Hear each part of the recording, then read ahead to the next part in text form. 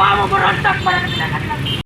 Jadi baik hari ini kami pada rezim saat ini yang dimana seharusnya pemerintah untuk harus berat dekatnya malah menindak dekatnya mendirikan sekalian. menyelesaikan konflik-konflik yang terjadi, yang dimana konflik tersebut adalah konflik Baswedan yang selama ini sudah 2 tahun belum terselesaikan. Selain daripada itu, apapun itu konflik yang ada di Papua harus diselesaikan, dan yang paling penting adalah Bapak Kapolri kemudian harus menyelesaikan konflik yang ada ataupun tangkap dan adil pelaku yang melakukan penembakan terhadap mahasiswa di Kepari.